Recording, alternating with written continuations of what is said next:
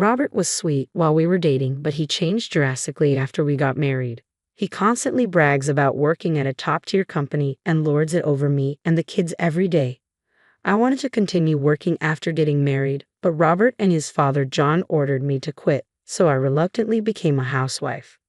One evening, Robert looked at me and laughed. "You've aged, haven't you? You were somewhat better when we got married. Being a housewife and goofing off has made you age even faster. Using the kids as an excuse to be lazy, it's only natural you become worthless as a person." "I've had enough. Let's get a divorce," I blurted out. Robert gave a sleazy grin. "Raise the 4 kids on your own. I won't help you at all." I almost laughed. Had he ever helped before?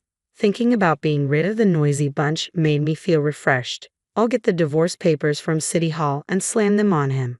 "You can say whatever you want for now. Enjoy it while it lasts." I'm Scarlett, a 50-year-old housewife. I met Robert through my parents and married him 30 years ago. His verbal abuse has worsened over the years, becoming a constant headache. It wasn't like this when we were dating. Robert, who graduated from college and works for a top-tier company, often talked about his job during dates. I didn't understand all the jargon, but I thought he was serious and passionate about his work. Having lost my dad in childhood and seen my mom struggle, I wanted to marry Robert, who had a stable job, to give her peace of mind. Growing up without my mom around was hard for me. In contrast, Robert was raised by his dad after his parents divorced when he was a teenager. Not knowing my own dad, I was thrilled to have someone I could call dad, even if we weren't blood related. I hoped we could get along like a real father and daughter, but that hope was quickly dashed. After getting married, I found out that Robert was completely under John's thumb. Many of Robert's relatives are not salaried workers but run their own businesses or restaurants, and John also started his own business. Robert deeply respected John. I got into a famous university and joined a company because I followed Dad's advice. He often said proudly, "Since the divorce from Mom, Dad raised me while expanding his company. He's an amazing man." "Yes, he is," I'd say, not knowing how to respond. "I'll make sure my son studies hard and gets into my alma mater's high school and college." I worked in Dad's company for a while but had to change jobs due to an injury, causing trouble for Dad. So, if I have a son, I plan to make him the successor to Dad's company. That's thinking too far ahead, especially when I wasn't even pregnant yet. Before we had kids, I could listen to him and laugh it off. But after giving birth to girls in succession, Robert and John gradually started to treat me coldly. When our 3rd daughter was born, John visited the hospital room, looked disdainfully at the baby sleeping in the bed, and clicked his tongue. "Another girl, hey? Robert, you've got a failure for a wife." "I'm sorry, Dad," Robert said. "Scarlett, if the next one's a girl too, we're getting a divorce. A wife who can't produce an heir is useless to us." Exhausted in bed after a difficult birth, I couldn't stop crying at their cruel words. The thought of divorce crossed my mind then. Later, when our son Thomas was born, John doted on him. Robert, John, and Thomas would go out to see animated movies, buy toys, and John would give Thomas an allowance, leaving Thomas confused and the daughters complaining to me about John. Every time I slightly burnt the food or a speck of dust fell after cleaning, Robert dramatically lamented and mocked me. "If this were your job, you'd be fired immediately. It must be nice for women to be supported by their husbands and laze around at home all day. I wish I could just play with the kids and slack off every day too." Hearing this always made me angry. I had wanted to continue working, but right after getting married, Robert and John ordered me to quit my job. "Are you sure you can handle your duties as a wife perfectly if you're going to slack off? Quit your office job," Robert said. John added, "That's right. You have to take care of him and do the housework perfectly. You don't need to work. His salary is enough to live on." I was appalled by their outdated attitudes but didn't want to argue with my husband or John as a newlywed, so I obediently complied. After Thomas started elementary school, I tried to re-enter the workforce as a full-time employee but was rejected everywhere. The reason was always the same. Having 4 children, they assumed I'd likely take time off for sickness or other issues.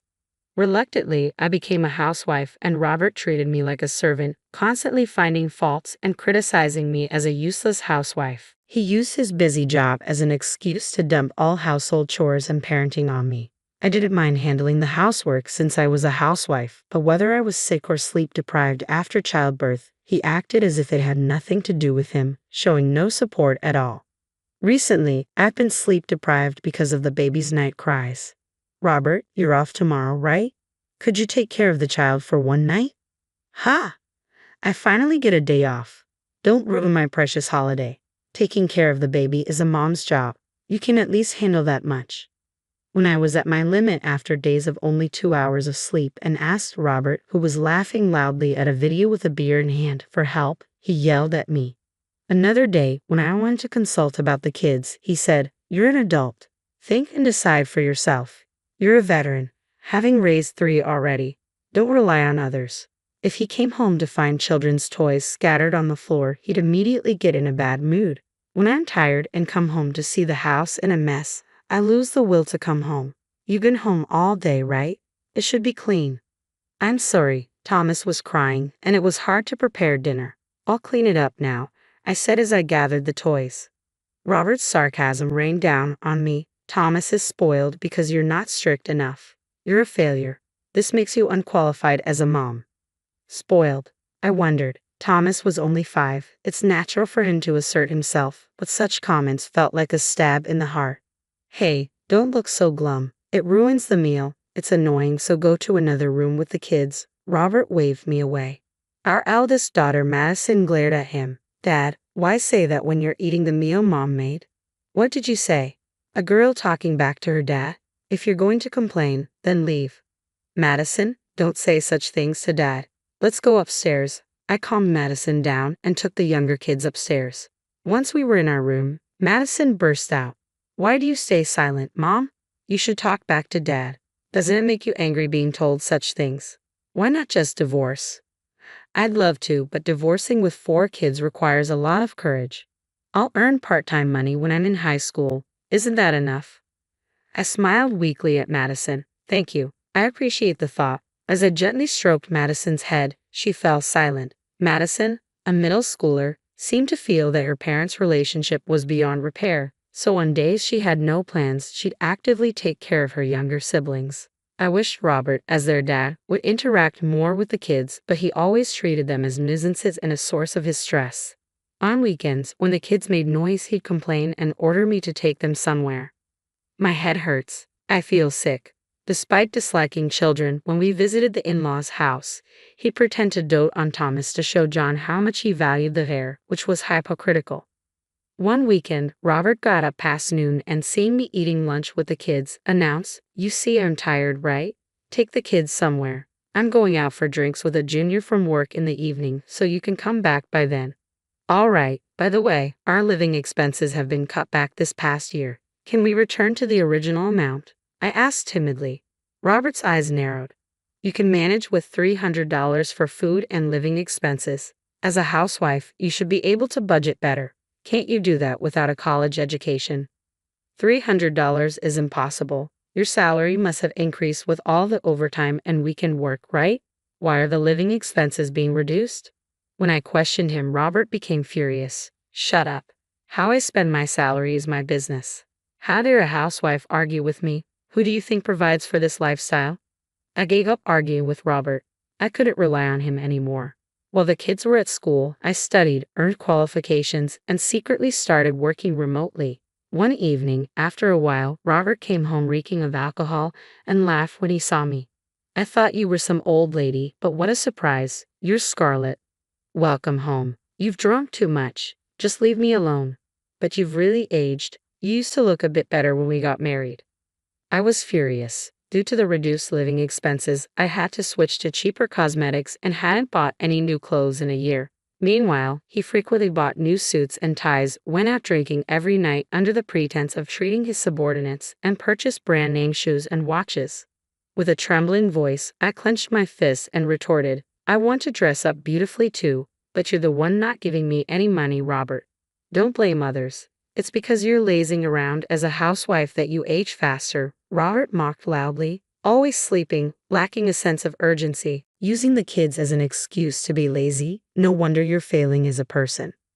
Dizziness hit me from the anger. Who was it that ordered me to become a housewife despite wanting to continue working? I've had enough. Let's get a divorce, I blurted out. Robert's face showed a moment of surprise, but he quickly smirked.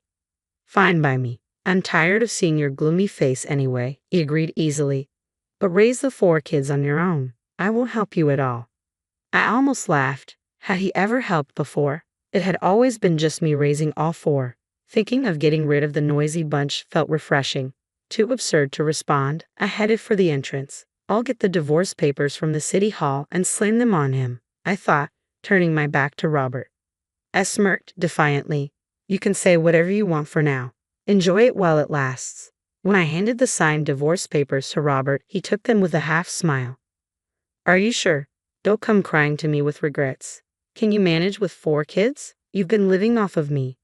As I urged the kids and packed up for the move, he lounged on the sofa, taunting in a mocking tone. Your mom says she works, but it'll be tough for an old lady to support all 5 of you. Ready for a poor life together. Even if you try to work, you'll get rejected because of the kids. Actually, I've started remote work. I have savings from before we were married, and we can manage if we don't live luxuriously. What? If you started working, why didn't you tell me? You were always too tired or telling me to take the kids somewhere because we were too noisy. You never listened to me properly. Well, whatever. Your salary is probably way less than mine. Don't beg me for help. Ignoring Robert's sarcasm, I silently packed our belongings into cardboard boxes. The movers will come in 3 days to pick up our stuff, so leave it as is. Please take care of the divorce papers. Got it. Do whatever you want. I called the movers, took only the essentials and valuables, and drove to my parents' house. I planned to stay there for a while and look for a new place once things settled down. I briefly explained the divorce to the kids while packing, but in the car, I went over the situation again. Sorry it's so sudden, but we'll be transferring to a new school starting next week. I'm sorry, everyone. Yay, I love Grandma, so I'm excited. It's not far by bus. We can still play with our friends, so it's all good. The kids tried to cheer me up by acting excited, nearly making me tear up. Won't you miss living with Dad, Thomas? Not really. Dad doesn't like us, right? Thomas pouted. He always yells that we're noisy or annoying. When he's home on the weekends, he doesn't play with us or listen to us. I didn't like being around him. Right, we all felt that way, Mom. The kids' agreement filled me with regret. I should have made the decision to divorce sooner. When I called my mom to explain, she was surprised and saddened. Robert always played the good husband and dad when we visited my parents for Christmas, so my mom thought we were happy together. She was heartbroken by the news. After the kids went to bed at my parents' house, my mom told me, Scarlett, you can stay here as long as you like. We'll manage the living expenses somehow. Thank you, but I'll be okay. Could you introduce me to a lawyer, though? Of course, but you'll have to wait a bit since I'm fully booked right now. Let me know if there's anything you need help with, okay? Understood, I replied. My mom's strong words resonated with me. 6 months after the divorce, my children and I were starting to adjust to our new environment. As I returned home from shopping, I found Robert standing in front of the gate. His hair, now mixed with gray, was unkempt, and dark circles under his eyes made him seem utterly disheveled. He lunged at me as soon as he saw me with my bag, but I coldly shrugged him off. Who are you? Come on, don't be like that. I'm your master. I don't have a master. What does my ex-husband want at my parents' house? I asked, pushing him away. Robert began to rant in a near frenzy. I was suddenly kicked out of the house. What's going on? It wasn't sudden. You must have received several notices about paying the rent, right? If you ignore them, getting kicked out is inevitable. Why should I pay? Because you are the tenant. Hearing the commotion, a middle-aged woman from the neighboring house peeked out of her front door. Scarlett, what's happening? Should I call the police? No, it's okay. It's just my ex-husband who has come over. The woman glanced at Robert and frowned. Ah, that one. Scarlett, let me know if you need anything. With that, she disappeared back into her house. What have you been telling people about me? Let's go inside. We're causing a disturbance. Ignoring his question, I led Robert into the house. As soon as we were inside, Robert sprawled on the living room sofa and downed the coffee I offered before returning to the topic. That house was bought by your mom, wasn't it? Yes, but the deed was in your name, Robert. You were too proud to have it in your wife's name, saying it would be embarrassing. Robert seemed to remember, tilting his head as if to say, that's right. But back then, you were just a regular employee without enough money to pay the mortgage, so my mom used to transfer money into the account every month. Oh, that's right. Then stopping the transfers suddenly would be a problem for me, wouldn't it? You're dumb. Can't you understand that? I sighed, holding my forehead. Who's the dumb one here? Who in the world keeps paying their daughter's ex-husband's mortgage? Robert frowned. Your mom's rich, right? If she has money, she could have continued paying. It's unfair. Families should help each other in times of need. Who was it that told me not to rely on others when I needed help with child care? And aren't you a senior manager at a large company? Why are you so broke? Pressing him, Robert became flustered and replied, You know why. I was treating my subordinates. It's an important duty of a superior. At the expense of our household budget, the time you reduce our living expenses coincides with when you started working overtime and on weekends. Robert's face stiffened at my observation. I had to maintain communication and motivate them to work harder because of the increased workload, Robert explained. Oh, I see. So you're kind to subordinates but cold to your own children and wife. Subordinates are different, they're endearing. Ah, I see. How about this suggestion? If you're kicked out, why not stay in a business hotel? I got some hotel vouchers from a friend of my mom's who runs one. Robert's eyes widened. Really? You'd give that to me? I have plenty, so I don't mind sharing a few. You do have your generous moments. I'll be sorted by this weekend, so that'll do. Handing over the hotel vouchers I received from my mom, Robert left in a good mood. Everything seemed set. On the weekend evening, while watching animal videos with the kids in the living room, the doorbell rang. At the door were Robert and John. I swallowed my surprise as they barged into the living room. John surveyed the relaxing children and bellowed, Watch such nonsense. That's why you're all so childish. The pleasant atmosphere of our weekend shattered, and the kids teared up from John's thunderous scolding. Then John turned his anger towards Robert. Robert, are you really leaving Thomas with this woman? What about the talks of him being the heir? I want her to struggle raising 4 kids on her own to make her realize how much she depended on my earnings, Robert declared arrogantly. If you want an heir, I should marry a younger, more obedient wife and have new children. I guess you're right. Find a new wife quickly. Their conversation made me feel sick. As always, they only saw a wife as a tool for producing children. Are you too daft? Robert flashed a malicious smile. We've come to demand compensation. What? Neglecting your husband's care while fussing over the children is a grave sin. You and the kids made it impossible for me to relax on weekends, causing me stress. So I'm claiming $10,000 for nuisance fees. I agree with Robert. A wife should prioritize her husband over the children. Neglecting the husband's care shows a lack of awareness as a wife. It took me a while to grasp Robert's words. I thought they were joking, but seeing John's intimidating presence, it seemed they were serious. A headache began to form. I wanted to commend myself for enduring years with such a person. As I pondered how to respond, Mom appeared at the open living room door. What a lively scene, she spoke in a calm tone. A man in a suit stood behind her. As planned, Mom had brought a lawyer. Relieved, I glanced at John, who had turned pale and was trembling. The once aggressive man seemed entirely different. Hello, Scarlett's mom. Dad, please explain the situation. Robert, too, seemed taken aback by John's sudden change. Regaining my composure with the appearance of allies, I left the room, fetched a large envelope from the bedroom, and returned to the living room after sending the kids upstairs with Madison. Leaving only adults, I laid out the contents of the envelope on the living room table. Mom, you finally got the lawyer's time. I'm sorry for the wait. Since your husband is here, may we discuss the compensation and child support claims now? Compensation. Robert looked puzzled, and I explained. Since you stayed in the hotel we specified, it was easy for the detective to gather evidence. You were even caught getting cozy in the car, resulting in many shots together. As I spread out the photos proving his infidelity, Robert was speechless. Eventually, he snapped back to reality and exploded. You had me stay at that hotel just to have a detective follow me? That's despicable. I don't want to hear that from someone who's been cheating for over a year. I also laid out the joint debit card statement on the table, showing shocking spending of over $10,000 on his mistress. You were stingy with the household expenses, telling me to respect you as a corporate executive. Yet as a father and husband, you're the worst. John spoke softly after a silence. So it wasn't you, but Robert who was having the affair. That's right, she's making a big fuss over a mere affair. Truly a worthless wife, Robert retorted carelessly. John glared sharply at Robert. You damn liar. John suddenly exploded, and I tentatively asked, What did you hear, John? Jaden explained with a displeased look. Robert told me that you were the one cheating, neglecting the kids and housework, dumping everything onto him. He also told me how you threatened to take the kids and leave, and he came to ask me for help. What? That's all lies. Would you like to hear the recordings of Robert with his mistress or the verbal abuse towards me and the kids? No, I'd rather not. Just like your mother, you're hopeless, John muttered irritably. After a moment of contemplation, he abruptly apologized deeply in front of me and my mom.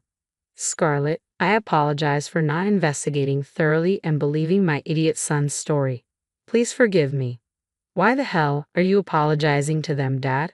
Apologizing to women is shameful. Stop it, Robert said discontentedly, to which John hurriedly explained. Listen, you should apologize sincerely too. Scarlett's mom is a great benefactor to our family. Didn't you hear from your brother last year? His company was about to go under. I think I heard something about that. Scarlett's mom bought his company last year and became the new president. Thanks to her, the business was turned around. If she pulls her investment now, even our group company will be hit hard. Upon hearing John's words, Robert seemed to finally grasp the situation. His defiant demeanor shifted to one of panic, and he knelt beside John, crying like a child. I'm so sorry. It's all right, I wouldn't ruin your uncle's company over something like this. But Robert, you need to take responsibility, Mom said with an angelic smile. The mistress was your subordinate. I know the president of Robert's company. I've informed them about what happened. Starting next week, you're being relocated to a remote island. Such a shame just after you worked so hard to become a manager. But well, do your best at your new job. Robert, looking up, began to cry. It was his own fault. I felt refreshed, looking down at Robert. Later, with the lawyer present, we proceeded with the divorce formalities. A completely deflated Robert agreed to pay in full the compensation and the misuse savings from our joint account that I had demanded. Mom, as she declared, informed Robert's boss about the affair through a mutual acquaintance. The boss, being a devoted husband, was furious. Robert's mistress resigned voluntarily, and Robert was sent to a branch on a remote island. Demanding and receiving compensation from the mistress in a lump sum, I learned that Robert had fallen from his elite path. The mistress quickly dumped him, bound to start over. Robert, however, faced ridicule for the reason behind his demotion and, feeling unbearable, quit the company. Burdened with a huge debt from repaying me in monthly child support payments, Robert was working multiple part-time jobs from morning till night. Estranged by John, he was living a lonely life in a dim apartment. Meanwhile, John, having injured my mom, faced cold treatment from relatives. After employees complained about his tyrannical behavior, his company faced a strike, leading to its collapse. Now he's working part-time at a restaurant, berated by a younger manager. While Robert was preoccupied with his affair, I saved money through remote work and bought a second-hand house. Moving in with my children, I found the memories too unpleasant and had no intention of returning. The children, now free from Robert and John, were noticeably happier and more comfortable. On long weekends, we visited my mom's house, enjoying cooking and chatting together, which became our latest pleasure. I plan to continue remote work and, once Thomas is a bit older, look for a full-time job again. With occasional support from my mom, I want to live happily with my 4 children.